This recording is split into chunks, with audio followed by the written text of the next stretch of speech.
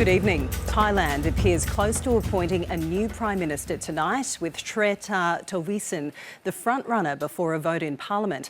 A momentous day also saw former Prime Minister Thaksin Shinawatra return to the kingdom for the first time in 15 years before being jailed. Here's how a dramatic day in Bangkok unfolded.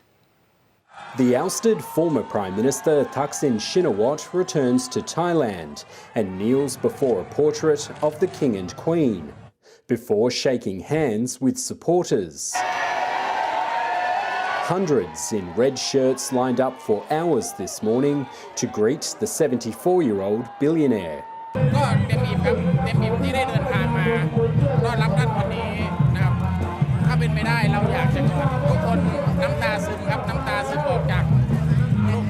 As Prime Minister, Mr Thaksin was overthrown in a military coup in 2006 when rival yellow shirt protesters alleged corruption and disloyalty to the monarchy.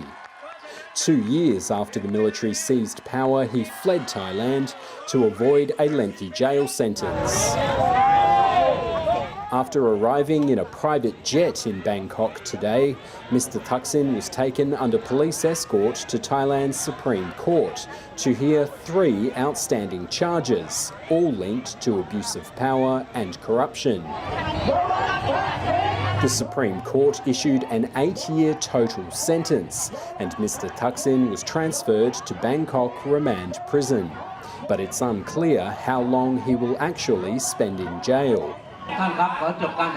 In a sign that his political dynasty is no longer seen as a threat to Thailand's conservative establishment, the Shinawatra-backed Pheu Thai party has formed a coalition which includes parties aligned to the military. Accused by critics of betraying its values, Pheu Thai hopes that it now has the numbers to see its candidate, real estate businessman Pheu Thai become Prime Minister. Well, joining me now from Bangkok is our Asia correspondent Aaron Fernandez. Good evening, Aaron. Thailand's parliament is currently in session to vote on a new Prime Minister. When do you think we'll see a result?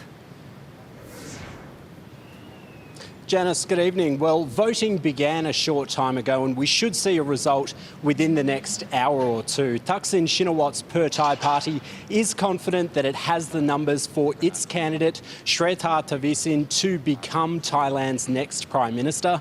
And that's because yesterday the party announced that it has formed an 11-party coalition which includes 2 political parties linked to Thailand's military.